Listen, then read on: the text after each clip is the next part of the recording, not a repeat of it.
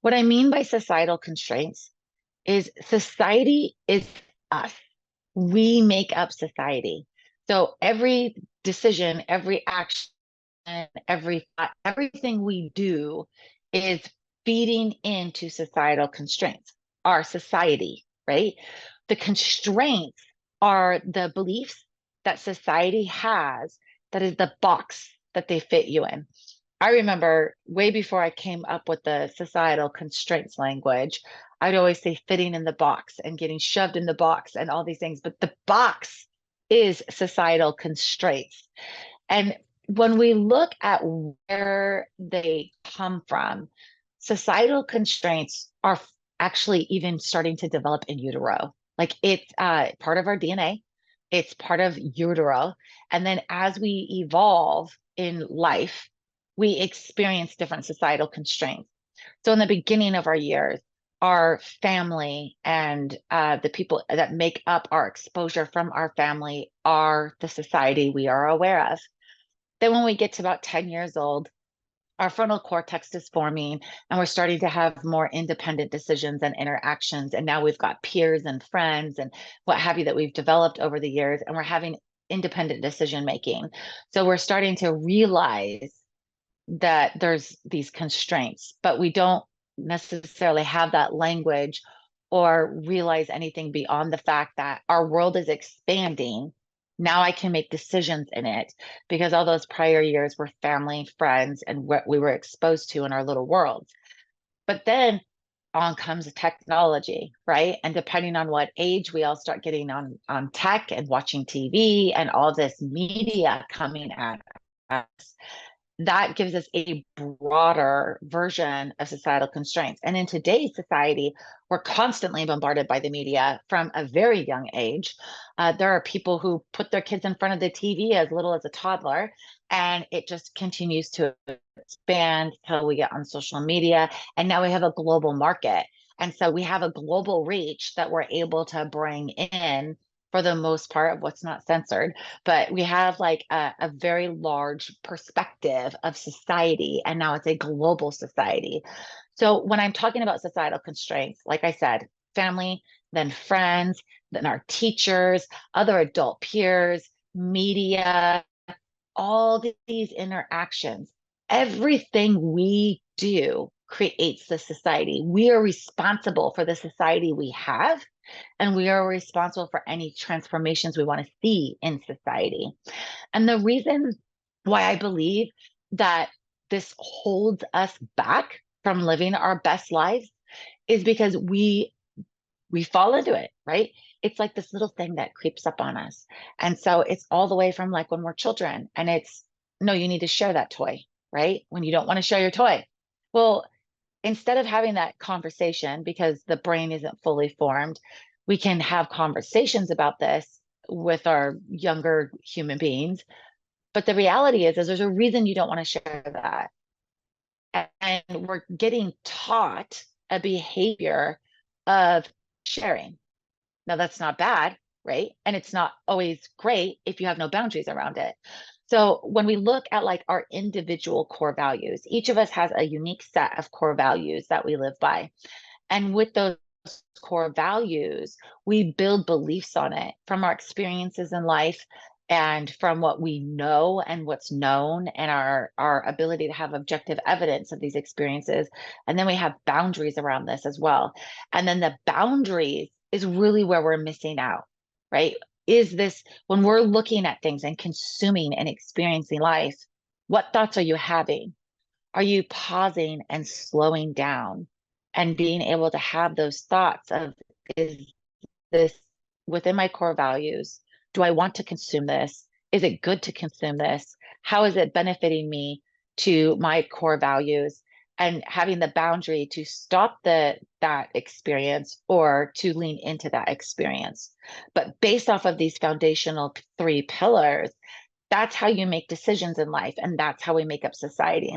What has happened is over the years, we've had this like transformation, if you will, over the decades about what this really is. So when we look at what this really is, the boundaries have been pushed, right? On what is acceptable, what isn't acceptable, slowly breaking free from the prior societal constraints. But what has happened is some voices are louder than others, and no one's passed on how to make your own unique ones. No one has said, let's identify your core values, not take an assessment, but the exercise, the framework, and how to create your own boundaries. You can take assessments for all of these things, for boundaries, core values, belief systems, all those things. However, that is also a constraint. It's also a box of what that individual or collective that created that can think of. When your words are uniquely yours, your experiences are uniquely yours. All of us are unique. None of us are special, but all of us are unique. And so, over the decades, as this has evolved and we haven't been taught those things, we get lost and we don't know our core values. We don't know our beliefs. We're just following. And then we lose our boundaries and we don't have boundaries of a construct from our own pure soul consciousness and how we believe things should be. The reason that this holds us back from our best life is because when we are able to express independent thought, express our feelings and our emotions in a healthy way, it makes it so that we're constantly denying ourselves the purity of who we are. Because at the end of the day, we're a soul, right? Living in a human body, having a physical human experience. We've all heard this. If you haven't, you have now. And the reality is when we are in this realm, living this life in this reality, our our ability to get lost in the noise is extreme. Always being told who to be, what to be, the facade of life. And when you're living that and following, trying to achieve what others have labeled as success, we get lost and we aren't living our best lives. Your best life is not the same version as my best life. And because of that, we end up trying to live someone else's best life. And that's not how the world was meant to be. That's not how the human experience was designed.